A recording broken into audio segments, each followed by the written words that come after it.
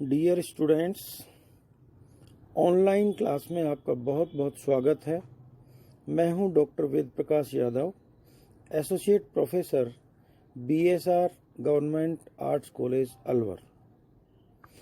आज का हमारा ये ऑनलाइन व्याख्यान एमए प्रीवियस के स्टूडेंट्स के लिए है और एमए प्रीवियस के स्टूडेंट्स के लिए ज्योग्राफी प्रैक्टिकल को लेकर के आज हम अपना व्याख्यान दे रहे हैं।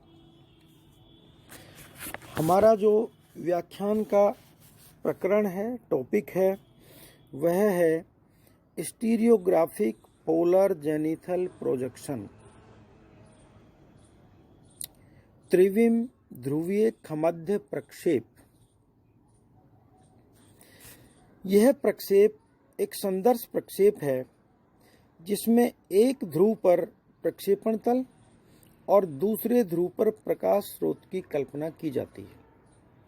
तो इस प्रक्षेप की रचना में ये दो कल्पनाएं महत्वपूर्ण हैं कि प्रक्षेपण तल एक ध्रुव पर होता है और दूसरे ध्रुव पर प्रकाश स्रोत की कल्पना की जाती है और इस कल्पना के आधार पर अक्षांश वृत्तों और देशांतर रेखाओं का रेखाजाल बनाया जाता है। इस प्रक्षेप की रचना बहुत सरल है। इसमें केवल हमें अक्षांश वृत्त बनाने के लिए उनके जो अर्धव्यास हैं उनकी गणना करने की आवश्यकता है। देशांतर रेखाएं तो आलेखी विधि से ही आसानी से बन जाती हैं। तो रचना बहुत ही सरल है। अभी हम इसका देखेंगे कि इसकी रचना हमें कैसे करनी है। उससे पहले हम इसकी पहचान, इसकी विशेषताएं और इसके उपयोग के ऊपर चर्चा करेंगे। स्टीरियोग्राफिक पोलर जेनिथल प्रोजेक्शन की अगर पहचान की बात करते हैं तो अक्षांश वृत्त ध्रुव को केंद्र मान करके खींचे गए संकेंद्रीय वृत्त होते हैं और इनके बीच की दूरी ध्रुव से भूमध्य रेखा की ओर बढ़ती जाती है। ध्रुव से भूमध्य रेखा की ओर इनकी दूरी बढ़ती है। जैसे ही हम अक्षांश का केंद्र हमें एक ध्रुव के रूप में दिखाई देता है, वहां से भूमध्य रेखा की ओर चलते हैं तो अक्षांशों के मध्य की दूरी बढ़ती जाती है। देशांतर रेखाएं ध्रुव से समान कोणीय दूरी के अंतर पर विकिरित सरल रेखाओं के रूप में होती हैं, जैसा कि अन्य जो खमध्य प्रक्षेप हैं उनमें होती हैं। ठीक उसी प्रकार से इस स्टीरियोग्राफिक पोलर जेनिथल प्रोजेक्शन में भी देशांतर रेखाएं ध्रुव के समान कोणीय दूरी के अंतर पर विकिरित सरल रेखाओं के रूप में दिखाई देती हैं। अक्षांश वृत्त और देशांतर रेखाएं एक दूसरे को समकोण पर काटती हैं। प्रक्षेप में भूमध्य रेखा की ध्रुव से दूरी लघुकृत पृथ्वी के गोले के व्यास के बराबर होती है। ये एक विशेषता है कि प्रक्षेप में जो भूमध्य रेखा की ध्रुव से दूरी है, ये हमारे पृथ्वी के लघुकृत गोले का जो व्यास है उस व्यास के बराबर होती है। प्रक्षेप केंद्र से भूमध्य रेखा की ओर को स्थित अक्षांश वृत्तों की लंबाइयों में जिस तेजी के साथ वृद्धि होती है, उसी अनुपात में भूमध्य रेखा की ओर यमोत्तर दूरियां बढ़ने के फलस्वरूप यह एक यथाकृतिक प्रक्षेप बन जाता है। तो यह प्रक्षेप एक यथाकृतिक प्रक्षेप है। प्रक्षेप केंद्र से सभी ओर को दिशा शुद्ध रहती है, इसलिए यह एक यथाकृतिक शुद्ध दिशा प्रक्षेप भी है। इसकी विशेषताओं में ये बहुत महत्वपूर्ण विशेषताएं हैं कि स्टीरियोग्राफिक पोलर जेनिथल प्रोजेक्शन यथाकृतिक एवं शुद्ध दिशा प्रक्षेप है। नौमोनिक ध्रुवीय खमध्य प्रक्षेप के विपरीत इस प्रक्षेप पर भूमध्य रेखा को प्रदर्शित किया जा सकता है।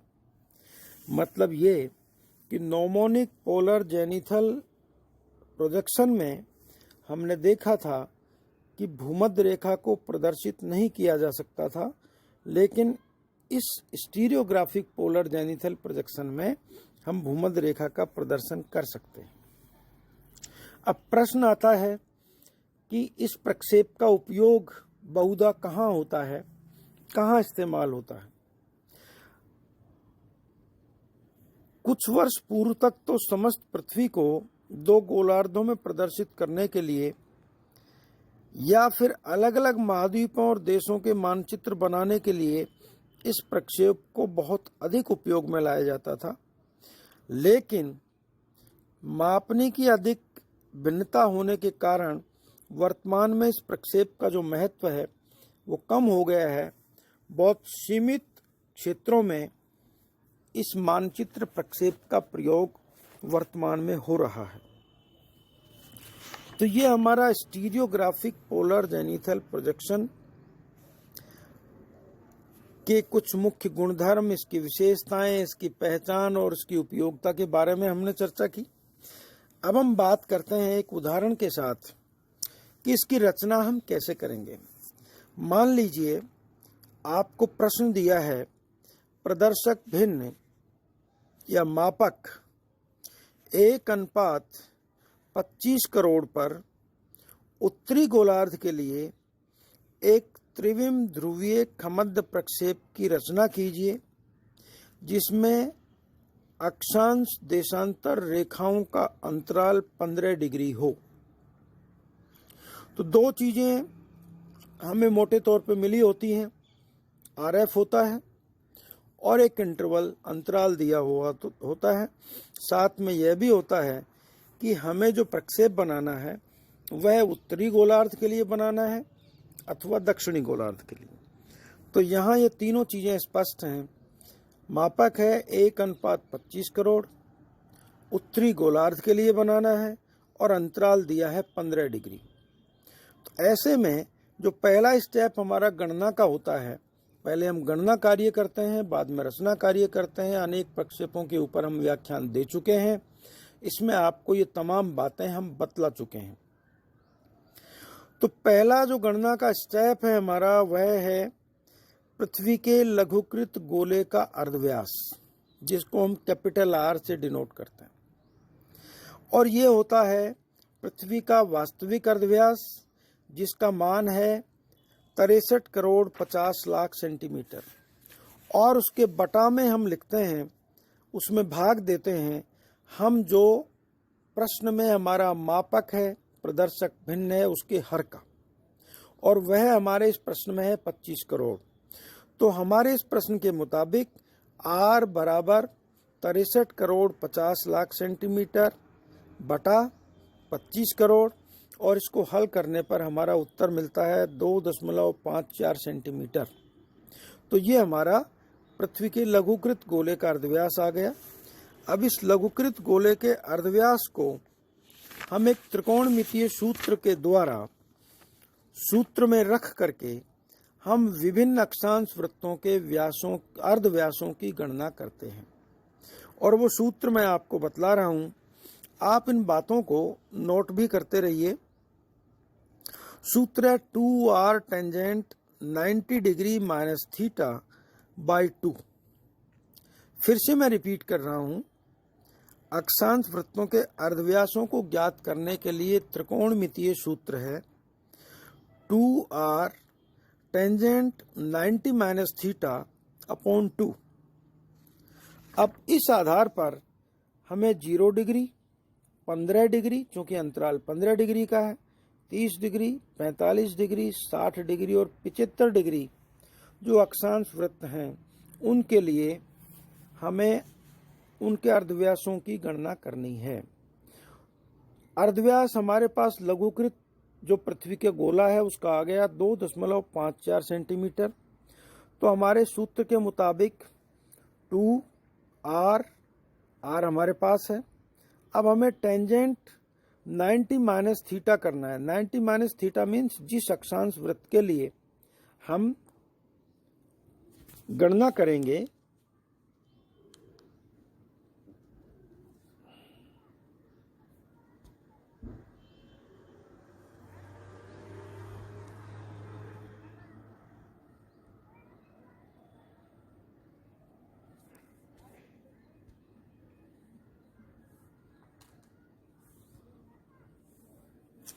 जिस अक्षांश वृत्त के लिए हम गणना कर रहे हैं उसके कोण का मान है। तो जैसे हम 0 डिग्री के लिए गणना करते हैं तो हम लिखेंगे 2r टेंजेंट 90 माइनस 0 डिग्री बटा 2, और इसको हल किया 90 माइनस 0 डिग्री बाई 2 मीन्स 90 में से 0 गए 90 और बटा 2 तो 45 डिग्री, तो 2r टेंजेंट 45 डिग्री आया। और इसको हम हल करते हैं तो 2 गुणा r की वैल्यू हमारे पास पहले से है मौजूद 2.54 सेंटीमीटर, गुणा टेंजेंट 45 डिग्री की वैल्यू हम निकालते हैं वो आती है 1। इसी तरह से 15 डिग्री के लिए 2r tangent 90 minus 15 degree by 2, अर्थात 90 में से 15 घटाए तो हमारे आगे 75 में 2 का भाग दिया 37.5 डिग्री, तो 2r टेंजेंट 37 डिग्री 30 मिनट की वैल्यू निकालेंगे जो वैल्यू आती है 0.7673।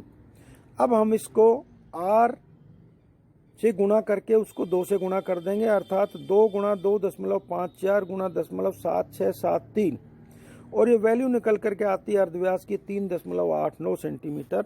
इसी प्रकार से 30 डिग्री के लिए वैल्यू आएगी 2r टेंजेंट 90 माइनस 30 बाई 2, 90 में से 60 घटाते हैं 30 घटाते हैं 60 में 2 का भाग दिया 30, टेंजेंट 30 की वैल्यू है 0.5773, तो 2 गुणा 2.54 गुणा 0.5773 किया तो हल आया 2.93 सेंटीमीटर। और इसी तरह से क्रम से 45 डिग्री 60 डिग्री 75 डिग्री के लिए इसी फॉर्मूले से हम जब अक्षांश वृत्तों के अर्धव्यास की गणना करते हैं तो वो क्रम से 2.1 सेंटीमीटर, 1.36 सेंटीमीटर और 0.66 सेंटीमीटर आते हैं। अब हमने एक सीधी रेखा लंबवत रेखा खींची, उसके मध्य में लगभग एक कोई बिंदु हमने कायम किया जिसको हमने n नाम दे दिया, और उसके साथ हम उसको हमने केंद्र मान करके पहले 0.66 सेंटीमीटर, फिर 0.136 सेंटीमीटर, फिर 2.10, उसके बाद 2.93, उसके बाद 3.89 और अंत में 5.08 सेंटीमीटर की अर्धव्यास लेकर के हमने विभिन्न संकेंद्रीय वृत्तों की रचना की, और इन संकेंद्रीय वृत्तों के ऊपर इनकी हमने जो इनका अक्षांश है वो लिख दिया 75 degree, 60 degree, 45 degree, 30 degree, 15 degree और 0 डिग्री। और अब हमने आलेखी विधि से जो हमने लंबवत रेखा थी मान लीजिए उसको हमने ए बी नाम दिया और एन को हमने केंद्र माना है, तो एन बी को आधार मानते हुए 20-20 डिग्री के अंतर पर कोण हम बना देंगे, और इन कोणों से बने हुए रेखाखंड को हम ले जाएंगे भूमध्य रेखा तक, तो ये हमारे देशांतर बन जाएंगे। इनके ऊपर पूर्व पश्चिम दिशा का अंकन कर देंगे। इनके अक्षांश और देशांतरों के सबके मान हमने अंकित कर दिए, और सबसे ऊपर हम जो हमारा प्रक्षेप है उसका नाम लिख देंगे स्टीरियोग्राफिक पोलर जेनिथल प्रोजेक्शन, और नीचे हम उसका RF लिख देंगे। तो इस प्रकार से ये हमारा स्टीरियोग्राफिक पोलर जेनिथल प्रोजेक्शन तैयार हो जाता है।